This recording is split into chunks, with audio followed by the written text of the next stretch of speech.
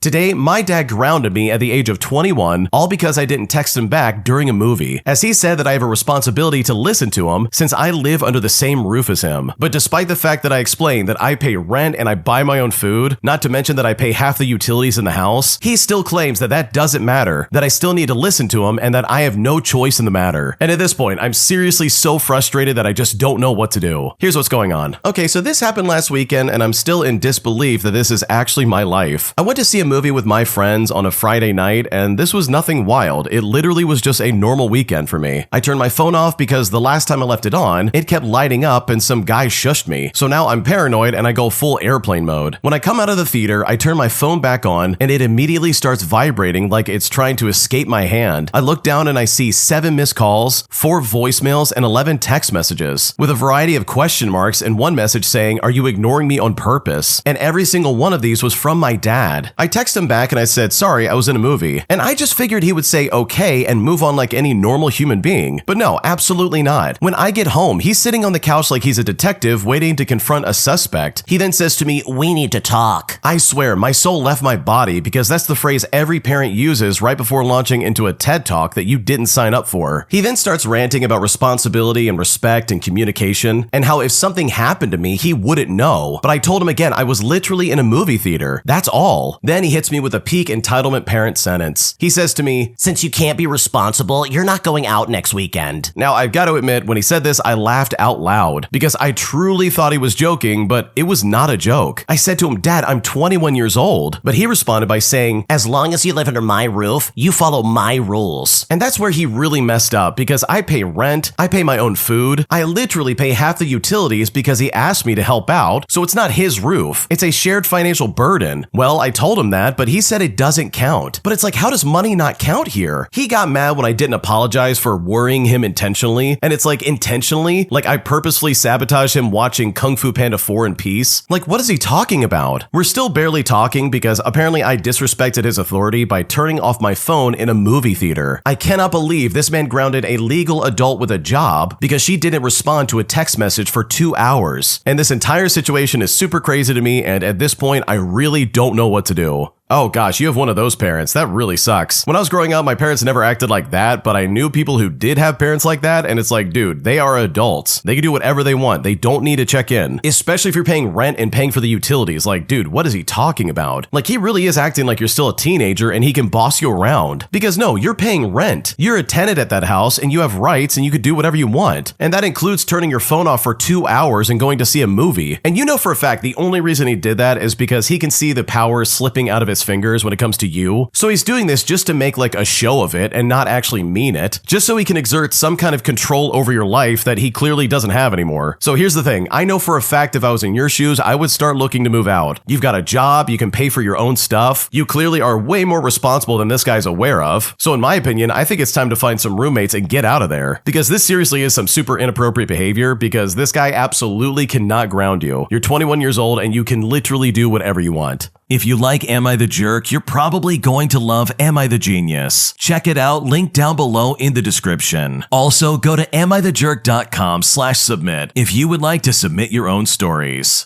My toxic older sister is finally showing her entitlement as plans for my future wedding start to unfold, as she literally is starting to make demands out of me that truly are completely unreasonable. And at this point, I seriously don't know what to do. For a bit of background, I'm engaged to my fiance, I'm Asian and he's white, and in my culture, we have what's called a bride price. It's an agreed upon amount of money the groom pays to the bride's parents or a sibling if parents are deceased, and this is agreed upon by both parties. In my culture, our weddings last 2 days, and it's long and tedious, so I've made it clear to my fiance from the very beginning that we would be having an American wedding instead, and he's completely fine with it. But my sister thinks that we're having a wedding in my culture, despite me explaining to her at least twice in the past that it will be an American wedding. Well, long story short, all of my main siblings basically left the burden of taking care of our parents onto me not too long after I finished high school. My dad passed for over a decade now, so it's just been my mom and I. They neither extended a helping hand, nor did they even barely help when my mom asked for them just to run errands for her, and always deferred it back back to me. Even when my elderly mom had a stroke and needed 24/7 care, I told them that I will need help. And they all say that they'll help, but they don't. Even my brother, who lived with us at the time, barely did anything. My mom's in a nursing home now, getting proper care, as she also developed dementia after her stroke. And of course, my mom can't handle any finances right now. My sister messaged me the other day and wedding planning came up, and she mentioned the wedding in my culture, since my fiance and I haven't really planned anything, as a wedding is just not a priority. But again, I told her I won't be having a wedding in my culture because none of my siblings deserve any kind of bride price. But she told me she deserves the money because she helped take care of me when I was younger. And despite there being an 8-year age gap between us, spoiler alert, she got married not too long after finishing high school and moved out of state to live with her husband. So she literally only helped my parents babysit me here and there until like maybe I was 10 years old, if that. Guys, my brain has completely stalled out, and I could not think of where the audacity came from. And every time I think of it, I still can't wrap my mind around the entitlement. So now wedding plans have completely changed, and she is no longer invited and won't know any of my plans either. Because right now I'm honestly so hurt by this that I just don't know what to do. Okay, first of all, this is so crazy to me because, good lord, your sister didn't do anything and she's still expecting some kind of like free handout. And don't get me wrong, I totally understand this is like a different culture, so there's probably a lot of nuance to this. But I gotta be honest, I completely understand why you're having an American wedding instead of one from your culture because holy crap, your sister is super entitled. And that is so crazy to me. And this doesn't even go into the fact that they're lazy and they've done nothing to help their family. They literally left that burden on your shoulders. Like, dude, these people suck. So yeah, I don't blame you for having a wedding where you don't have to give them any money, because obviously it's not because they care about you, and if anything, at the end of the day, they just want a free handout at your expense.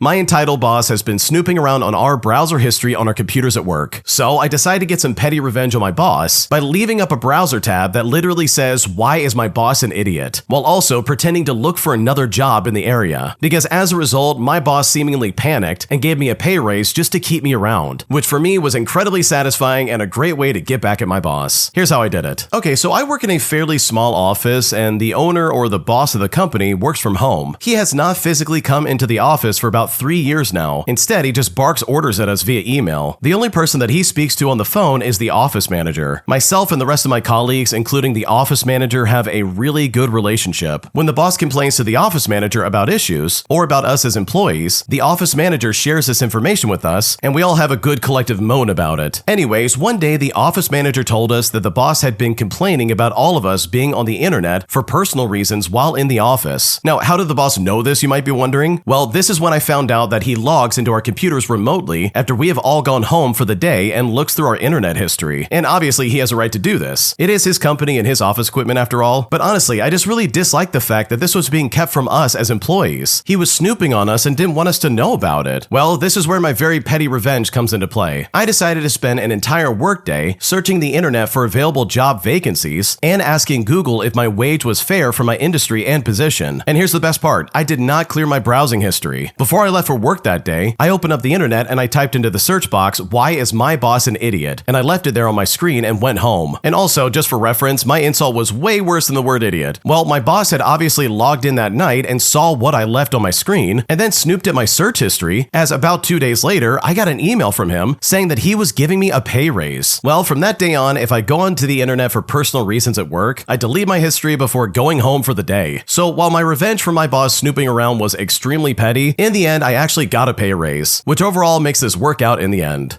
Holy crap, the original poster's brave in this story. There's no way I would ever do that kind of thing, dude. That is a gamble that's not worth it, especially if you have a crappy manager who does not have your best interest in mind. This guy could have easily turned this around and been like, "Oh, you don't want to work here? Well, that's no problem. We'll just fire you." I know I've had people like that as managers, like, holy crap, I would never try to pull a stunt like this. But hey, I guess it worked out because he got a raise, and that's honestly like the best result out of this. Because you could be in a situation that I was in where it's like, oh yeah, I've got an office manager at home who does nothing, but who also somehow like micromanages everything that you do at the office. So yeah, in the end, I think the original poster got incredibly lucky. Am I the jerk for refusing to be my sister's backup parent at the last second every single time? Because after dealing with this for so many times, I'm honestly at an impasse where my sister says I'm being selfish anytime I say no. And now I really just don't know what to do. Here's what's happening. I'm a 29-year-old female and my sister is a single mom to a 6-year-old child. I love my nephew to pieces and I've always helped when I could. But lately, it feels like my entire life schedule is just a soft suggestion that can be somehow overruled by my sister's job at any moment. She works at a hospital and is is often on call. When she first got divorced, I agreed to be her emergency contact if daycare closed or if the kid got sick. And honestly, that was fine. Now, she texts me the night before saying things like, "Hey, I picked up an extra shift tomorrow, so you can grab him from school, right?" And then just assumes that I will say yes. I work full-time too, and my boss already commented that I'm leaving early a lot. And last week, she called me at 6 o'clock in the morning, where she suddenly told me that I had to keep my nephew the entire weekend because her ex canceled and she wanted to go in for overtime. Now, I had tickets for a concert that I had saved for, so I told her no. And when I did, she freaked out on me and said I was choosing a silly night out over my family. Now, my parents are on her side, and they keep saying, "You do not understand. She's a single mom. This is what family is for." And I feel like they all just decided that I'm the free on-demand babysitter just because I don't have any kids. I offered to help her look for a more flexible sitter or even split the cost for a backup service for a while, but she says that she can't trust strangers and that I'm being selfish. And now she is barely speaking to me and posting vague stuff online about people who abandon single moms. So seriously, am I the jerk here? Because right now I don't know what to do.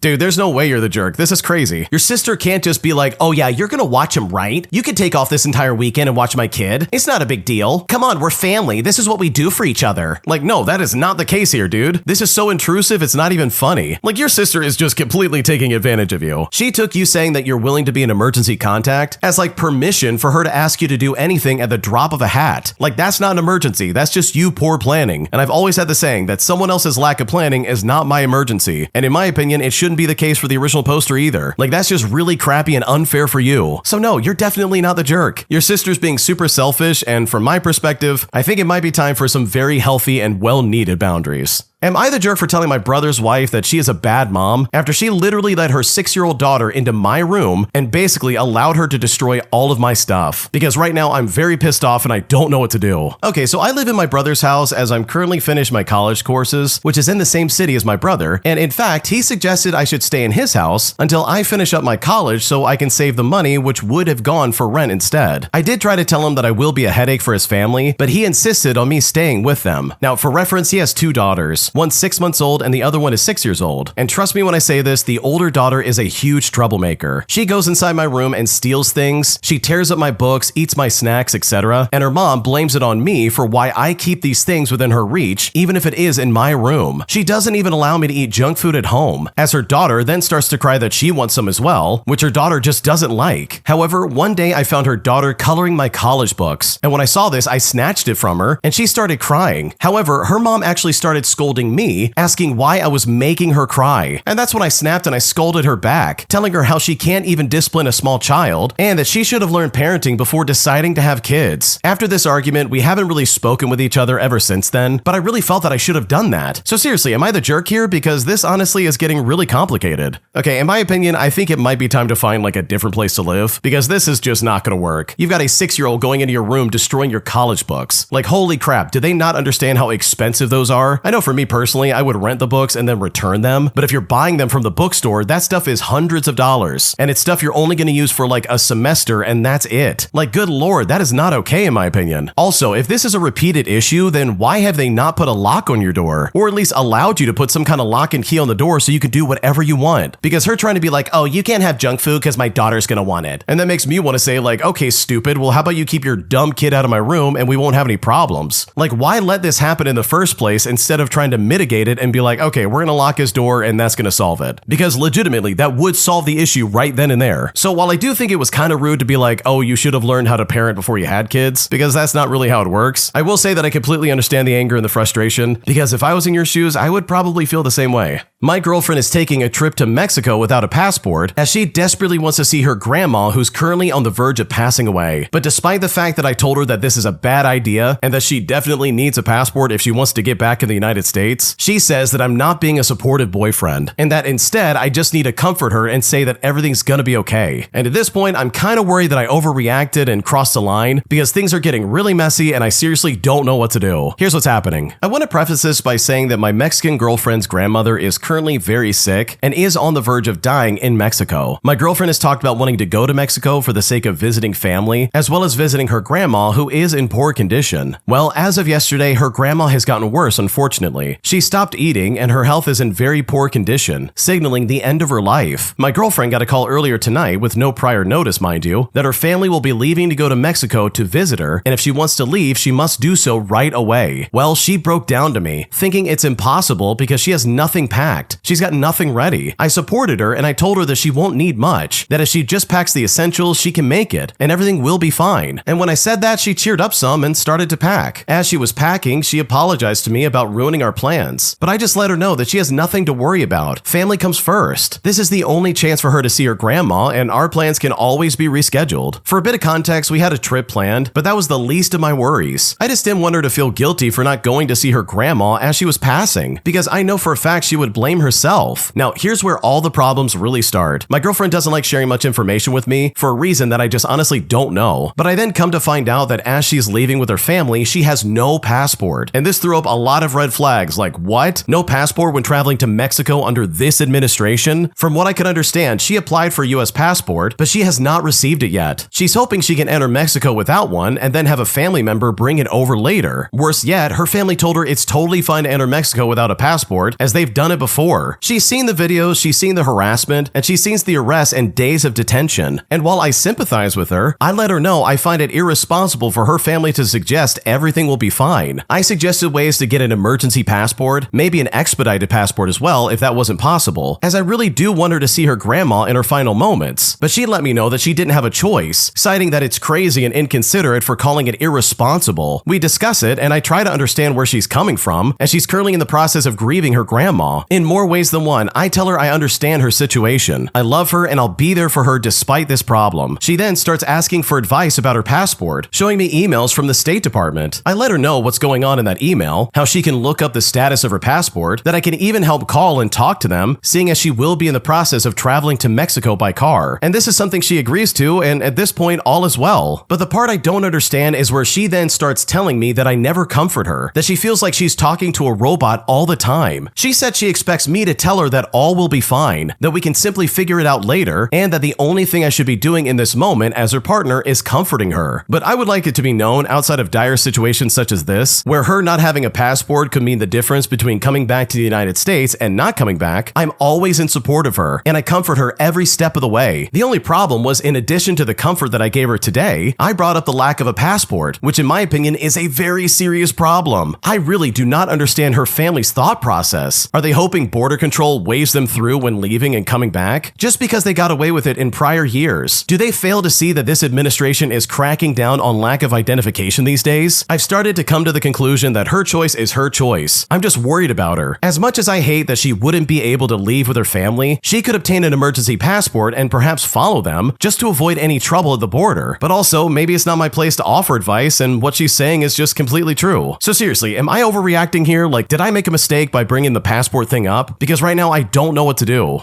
Okay, this is crazy because holy crap, your girlfriend's making a mistake. Don't get me wrong, I think it's completely understandable that she's heartbroken about her grandma and she wants to see her desperately and all this other stuff. Like, I totally understand where she's coming from and I've got a lot of sympathy for her situation, but she is out of her mind if she thinks she's gonna be able to come back just with an ID from the United States. Because based on just a simple Google search and anywhere that I look, if you don't have a passport, you're gonna have nothing but trouble at the border, which really sucks because you are absolutely right in this situation. Like, bro, she is absolutely rolling the dice here. This is not a good idea. And if I'm being completely honest, I think it is so annoying that she's trying to be like, wow, if you really loved me, you would just be saying it's gonna be fine and not trying to tell me the truth. But it's like, dude, you clearly need to hear it. Like, obviously you don't know that you need a passport to go to Mexico, bro. Like, this is not gonna go well for her, especially in the current political climate, which is all I'm gonna say. So no, you're not overreacting. You're not being a bad boyfriend or anything like that. If anything, you clearly have her best interest in mind. And if she can't see that, then honestly, she's just as foolish as her family, because I'm pretty sure every single one of them is going to be stuck there for probably weeks at a time, waiting until they can get some kind of passport situation figured out. And when that happens, it's going to be way too late to be like, oh, I wish someone had told me, because you absolutely voiced your concern and they chose not to listen.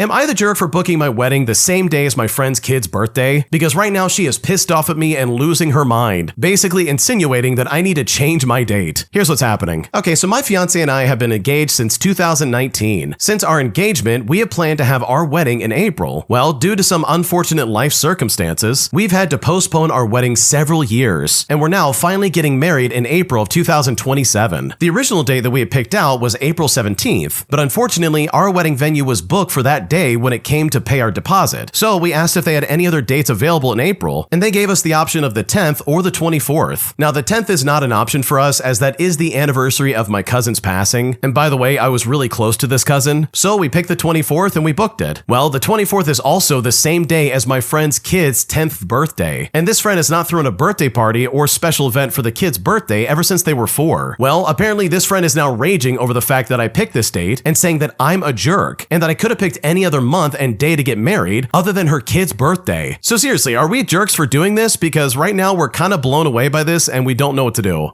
Dude, your friend sucks. Who in the world would be upset about this? Seriously, like I would not even think about this for a second and I would continue wedding planning as if nothing's happening. Because yeah, this is so dumb. You mean to tell me that she's really gonna get upset and be like, wow, you're getting married on the same day as my kid's birthday? How dare you? We're planning on throwing a party on that day in 2 years. I can't believe you. And it's like, dude, it's not till April of 2027. Have a party this year and be done with it. Or if you're really pissed off about it, then just don't show up. Seriously, throw us to the curb and go spend time with your kid if it means that much to you. But for her to pretend like everybody else's plans just have to go to a standstill just because you're doing something on the same day, like that is crazy. The fact that she's trying to compare some stupid kid's birthday to your wedding, you know, the one thing you've been putting off since 2019 because it's never worked out until now. Yeah, she's trying to pretend like her kid's birthday is of the same importance. So no, you're definitely not the jerk. Your friend's an idiot. And in my opinion, I would never change my date because this kind of behavior is just honestly really toxic. My entitled mother abandoned me when I was a child, refusing to raise me, thus forcing my grandparents to step up and take care of me as a child. But now that she found out that I'm getting married, she has suddenly stepped right back into my life, demanding to be involved in the wedding planning process. And I've honestly never been more frustrated by anybody in my life. Here's what happened. Okay, so for a bit of context, my parents did not raise me. My mother baby trapped my dad, which is definitely not a good start, and short after the announcement, he left.